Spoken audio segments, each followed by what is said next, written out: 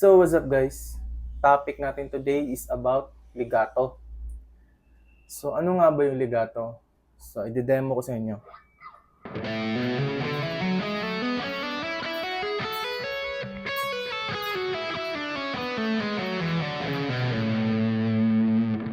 So, based sa demo ko, yung first form ng fingers ko is hinahammer ko yung strings.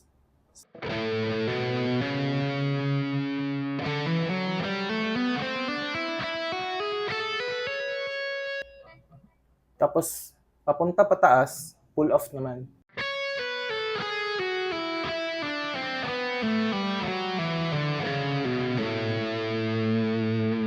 Yun yung principle ng legato.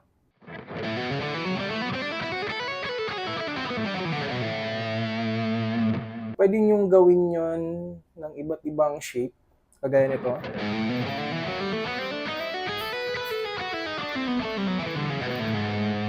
Tapos ganito, yung kagaya kanina. Tapos ganito.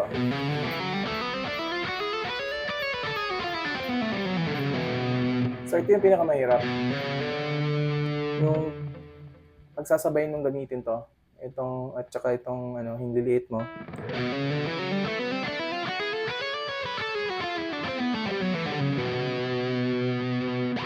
Magsisimula ka sa mabagal.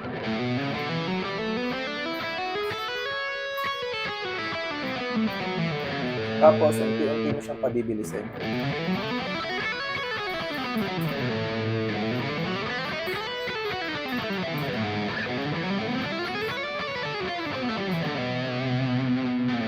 So isa to sa mga pinakamahalagang technique sa paggigitara.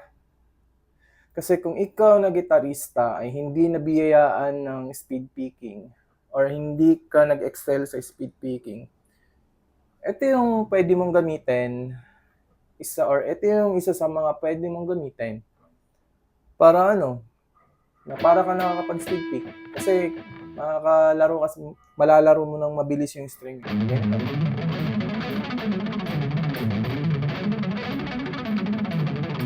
So para ka nag-speed pick din.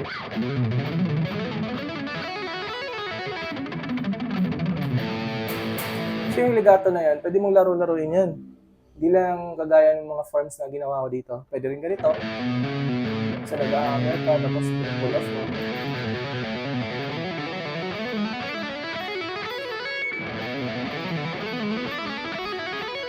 So mag-apply ka ng scale, kaya ganito. A.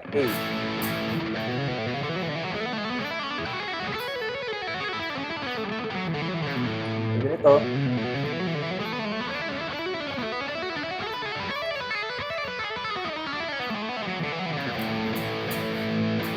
Ganito.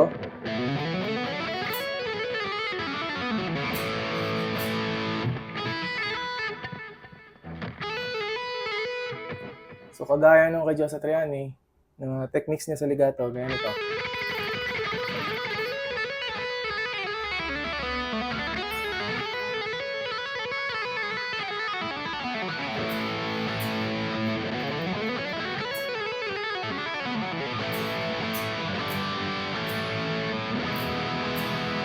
Yung sikreto lang naman sa pagliligato is, yun, magsimula ka ng mabagal, gumawa ka ng isang shape, ganyan ito.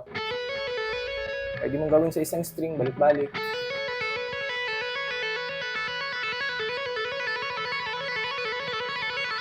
Hanggang maging comfortable yung mga fingers mo. Kasi sa simula niyan, medyo talaga yan. Nakakangalay, medyo mahirap.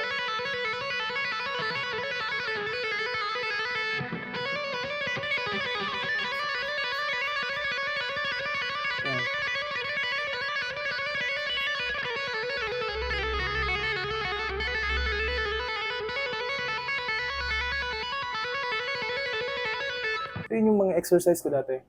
Ganyan ko na exercise yung mga fingers ko. So kapag comfortable ka na sa isang string, pwede mo nang ilipat-lipat pataas or pababa.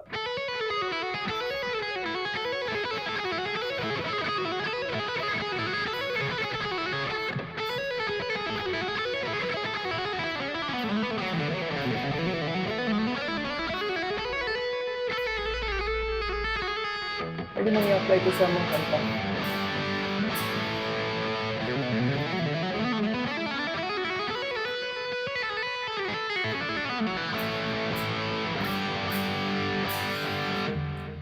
At habang ginagawa mo yan, tumataas din yung stamina ng mga fingers mo.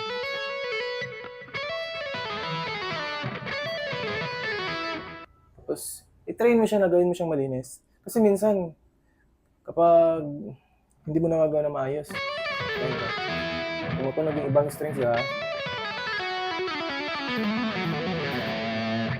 so, aralin mo na kapag naglipat ka ng strings, sample from string number 1, papunta sa number 2. Aralan mo na hindi tumunog yung number 3 o yung number 1. Oh, diba?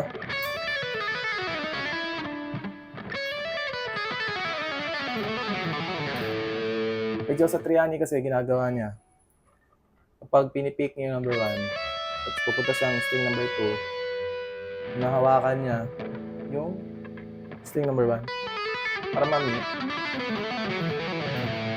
Pero pwede mo namang hindi gawin yun. Ito lang yung pang-mute mo. So, mute mo siya dito.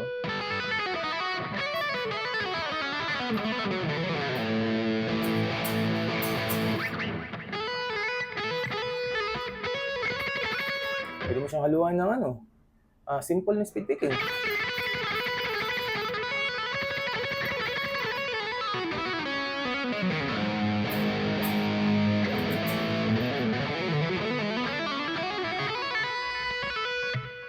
Tapos dito sa mga high notes, medyo mahirap kasi siya gawin sa mga high notes.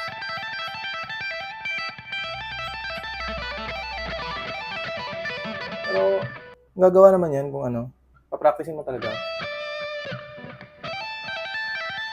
Yung iba ganito eh. Ito yung ginagamit, tsaka to.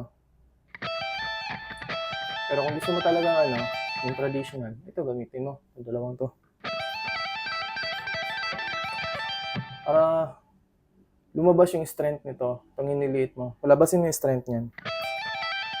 Sayang eh, hindi mo magagamit. Yung iba ganito.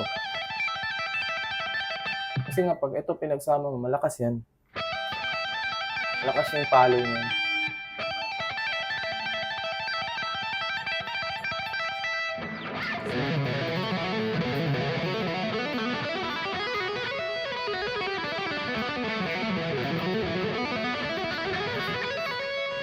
So pag natuto ka na ng legato, gawin mo siyang daily exercise. Isali mo siya sa mga ginagawa mo exercise araw-araw. Kung araw-araw ka nagigitara. Kasi ganun yun eh. Ang pagigitara o yung yung ating solo, dapat araw-araw tayong nag-exercise. Kasi para mas mag-improve yung natin eh. Yung ability natin. So natutunan ko yan sa mga sikat na guitar masters. Sila nga 8 to 12 hours. Pero syempre, hindi naman talaga natin totally na career talaga natin sa buong araw. Ito lang gagawin natin.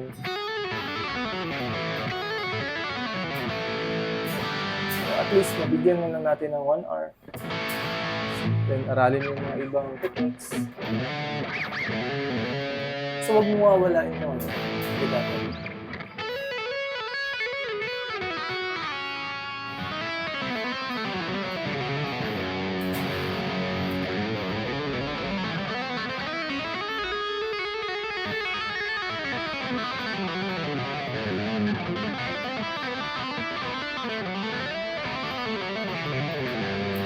So yun lang.